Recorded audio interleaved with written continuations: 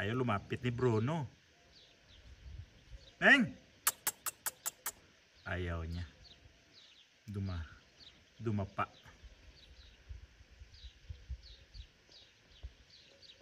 Meng! Vamos! Ayaw niya. Bruno!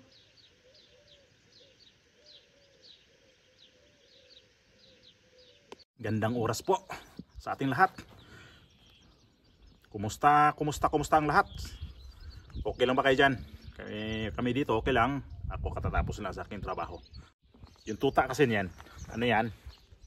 Yung sabi ko ano yan, tinapon lang sa may nakita ng kasama ko doon sa may highway. Buti na daanan niya, inuwi niya dito. Alam niyo kung saan niya nalagi? Dito sa bahay. Dito natutulog sa gabi. Tapos sa amin mangulit. Parang sa amin tuloy na aso yan. Wala naman kaming dyan, problema sa kanya kasi mabait din naman siya. Naghukay na. Bruno, wag maghukay dyan. Eh! Wag maghukay. Naghukay. Dumapa ulit. Kinukot-kot niya yan. Diyan talaga yung nagtatamay. Parang kay Lirio. Diyan din niya naghuhukay pag sana si Lirio. Yan, tulog. Paaraw. Ayun, naghukay na naman. Hukayin Lirio. Ako, Bruno. Hukayin dyan.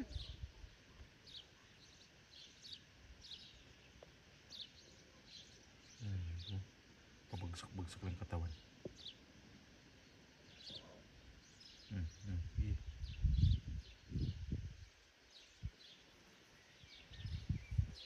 Lalaro. Kaya sabi ko pagka bakasyon kami, ewan ko saan iiwan yan sa pagka nag-day off yung kasama namin kasi walang problema yan pag nag-day off siya. Sa amin yan iniiwan. Kami naman walang problema sa aso kasi mahilig naman kami sa mga aso. Yung palapit na palapit yung pag-uwi namin. Itong kasama namin yung dito nakatira. Yun ang magbabantay ng yung alagaan naming manok. Tapos ayun, alagaan akong manok, tapos mga ibon, saka majority dito sa mga ginagawa ko siya ang maiiwan. So yun na yung na napag-usapan kasi dito yung boss namin nung isang araw, nandito na siya. Kaya tinanong ko siya kung sinong maiwan dito sa pag-uwi namin, pagbakasyon namin. Na nga siya, nag-isip pa siya. So, sabi niya yung sabi niya yung mga garden iiwan din yan dito. Sabi ko nag-umpisa na ako matagal ako nagupit-gupit ng mga ng mga halaman na yan. Sabi niya isagad mo, mo talaga na para matagal tutubo kasi just in case matutubo yan, iutos ko na lang yan sa mga tao dito. Imagine, yung trabaho ko dito na ako lang mag-isang gumagawa pagka akong wala dito. Ang dami niyang utusan yan. Tapos yung swimming pool, paano yung swimming pool? Buksan ko na ba bago ko aalis? Sabi ko, pagkabuksan yan kasi ang problema ngayon kasi yung mga bulaklak ng mga insina nandyan pa. Diyan na pupunta pag hinahangin. Sabi niya, wag mo nang yung swimming pool buksan. Iuutos ko na lang din yan kung kailan pwede. Bahala na kung ganito itsura ko kasi lumamig na naman dito. So yun yung na yung biyahe namin itong ilang linggo na lang. Titsa 9. Napag-usapan na rin namin kung paano kami dito. Kami ang magpupunta ng syudad tapos ihatid kami sa may kasi ang ruta kasi namin yan mula dito sa may Espanya. Ang namin is eroplano. Ang sakyan namin ay Qatar Airways. Mali, sorry. Ang sakyan namin ay ang eroplano sakyan namin mula dito sa Spain ay Turkish airline. Ano ba? Paano ba ipatigas ba nila? Pag ilambot natin Turkish airline. Pero pag matigas, Turkish airline. Yan ang sakyan namin. So ang ruta kasi namin yan, manggaling kami mismo dito sa may, hindi kami manggaling sa Madrid, manggaling kami sa Malaga, isang probinsya dito sa may, sakop lang dito sa may Andalusia. Yan ang, doon kami mag-start ng sasakay ng eroplano para papunta naman kami ng Turkey sa may Istanbul. So Istanbul papuntang Pilipinas na. Yan yung mahaba-habang oras kasi nasa 13 oras ang Istanbul. Mga ganyan. 13 oras daw.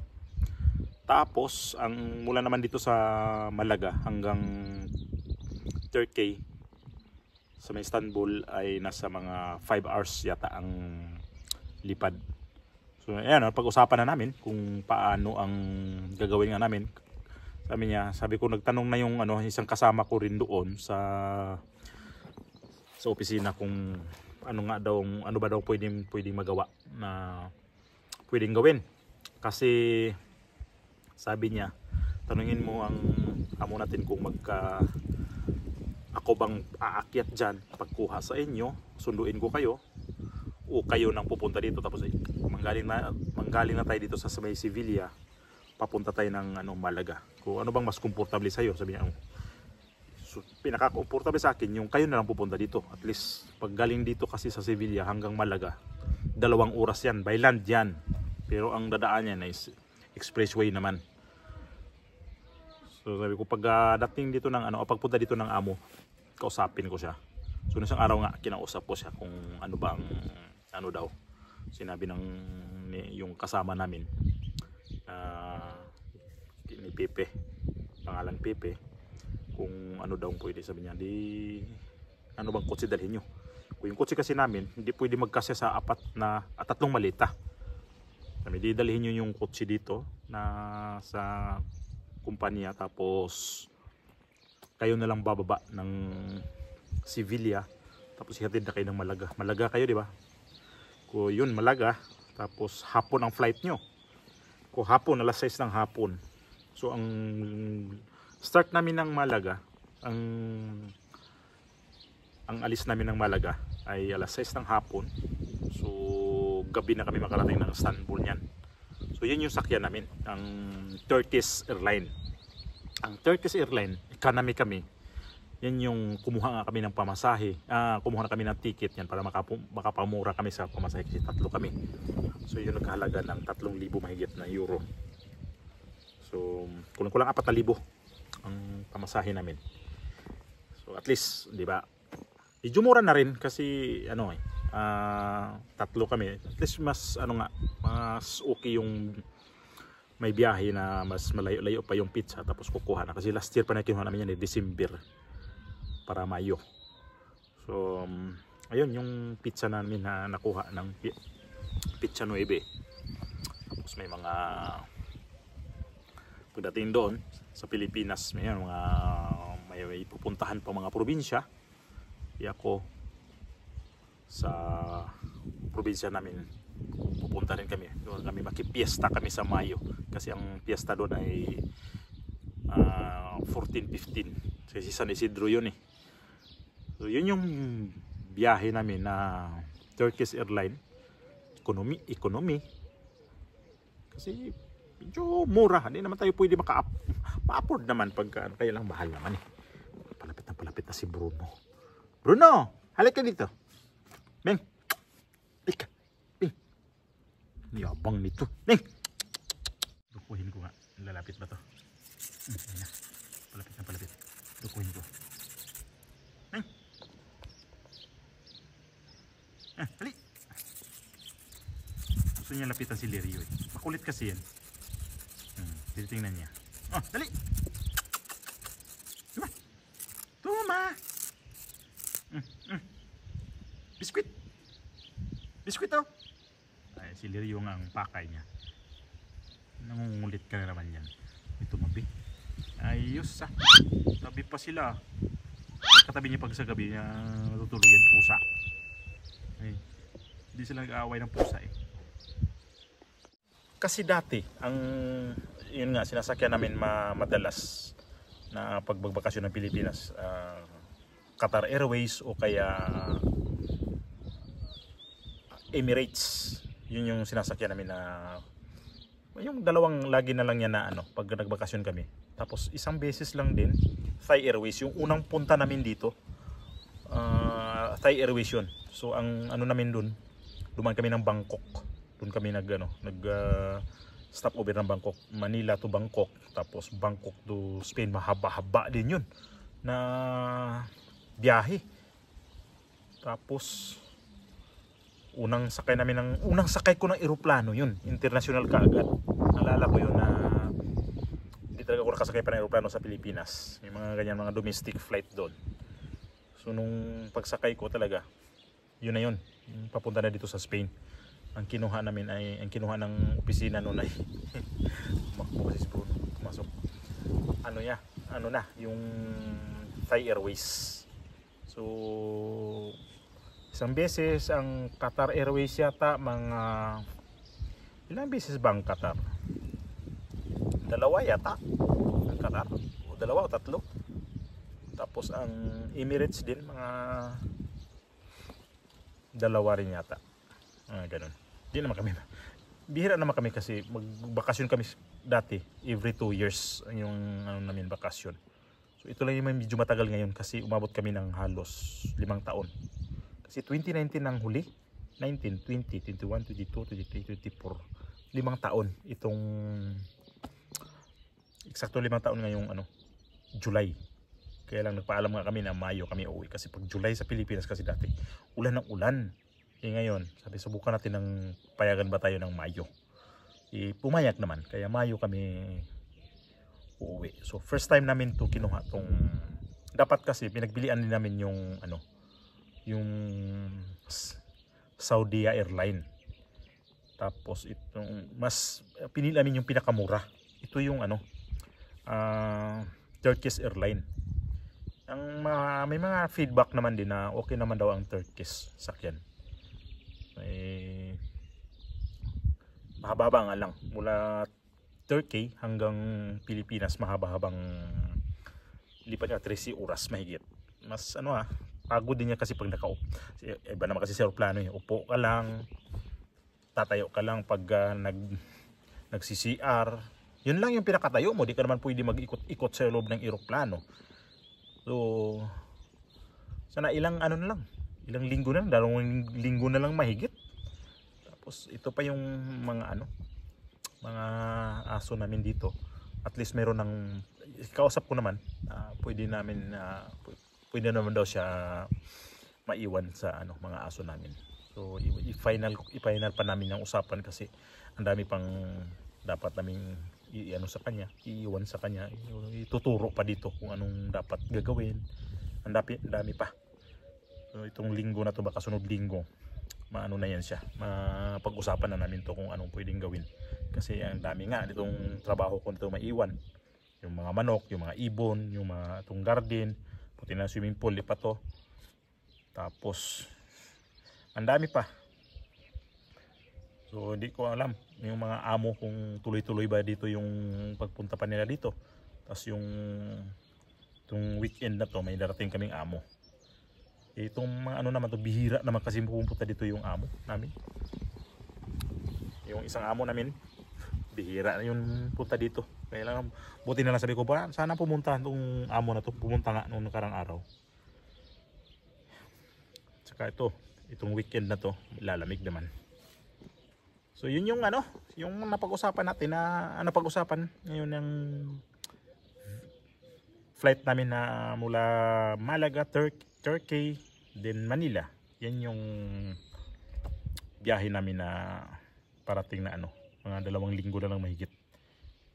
So sa totoo lang, masakit talaga na iiwan ko dito kasi yung mga mga aso na yan, yung 2 naming aso at saka pusa. Yung isang pusa doon may lumabas ng tainga, si Dark yan. Dark! Ayun sa may hagdanan ng swimming pool. Ayan, kita nyo yung tainga. Ayan siya. Si Dark yan. Dark! Ayan.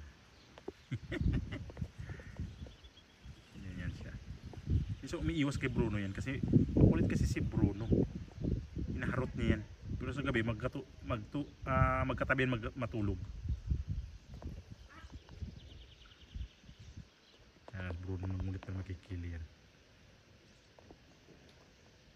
Anong ginawa? Ganang ulit? Venga pa dyan, hombre. Venga pa dyan. Venga pa dyan. Bruno! Ayaw lumapit eh. Bruno! Talagang ugali talaga mangulit yan. Ayan si Dark, oh. Sa hagdanan na swimming pool.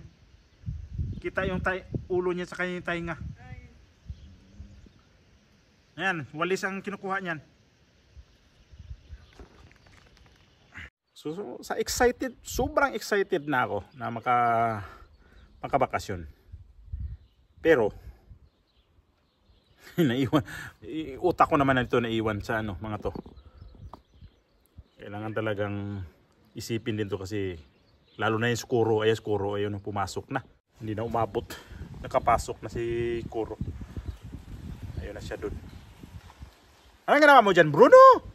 Ang kulit mo!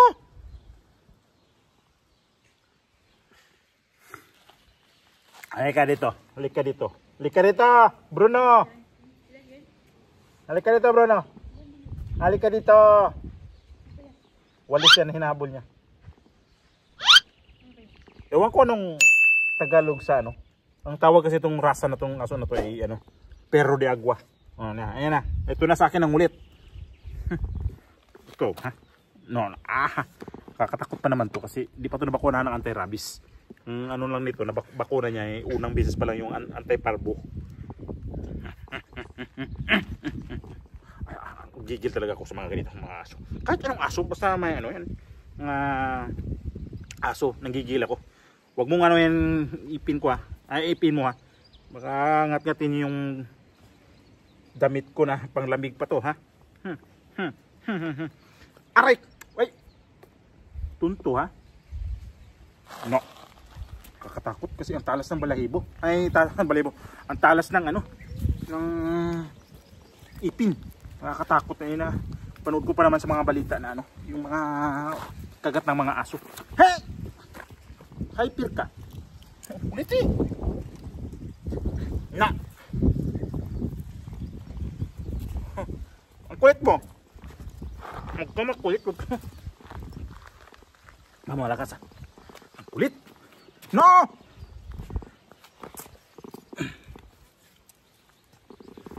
Siéntate, siéntate. Siéntate. Siéntate. Siéntate. Yan. Quieto. Siéntate. Marunong na yan. Yan, anong kinain mo? Ha? Anong kinain mo? Ipalagok-lagok ka pa dyan ha. It's okay. Ano yan? Anong kinain mo? Biro mo ganito, tinatapon sa kalsada. Hay ka. Hay ka, Bruno. Brunito.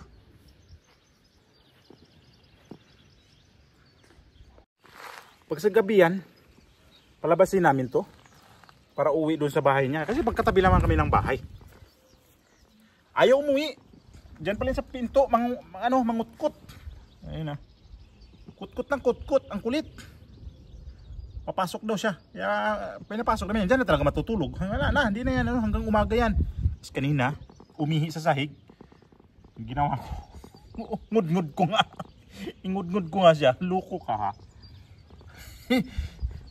Tapos, ewan ko kung iihi pa to. Mula nung kaninang umaga pa yun, hindi na to umihi eh. Ingud-ngud ko nga. Ayan na siya. Mirinda lang. Mirinda ka na ba, Bruno? Kanina doon ako sa may nag-garden ako. Pumunta at sumama sa akin maya-maya. Ganyan dumapa, tapos naglalaro. Yan na wala. Umuwi, marunong na umuwi eh. Tara, uwi tayo. Ha? Uwi tayo? Uy. Laki pa ng taingan nito. Ano, uwi tayo? Mama. Espanyol ka. Ayan. Uwi na pa. Hiryo. Paulit. Andito si Bruno. Andito si Bruno. Yan si Dark. Yan si Dark. Naku, yari ka, Dark. Yari ka, Dark.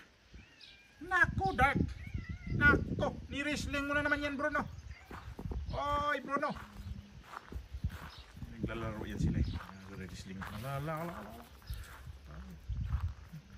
Sudah ka talaga dyan. Nagsawa ang pusa sa kanya. Kasi makulit talaga eh.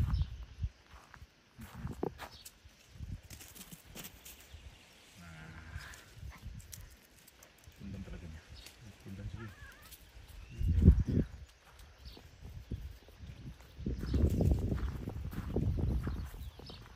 Sige, kabulan. Nabol talaga. Nandun na. Umakyat. Bumalik kami dito. Ayan na. Tapos ang habol ng pusa. Ayan siya. Bruno. Okay. Babay muna ako sa inyo. Tapos kita-kita sa sunod na vlog. Maraming salamat sa inyo.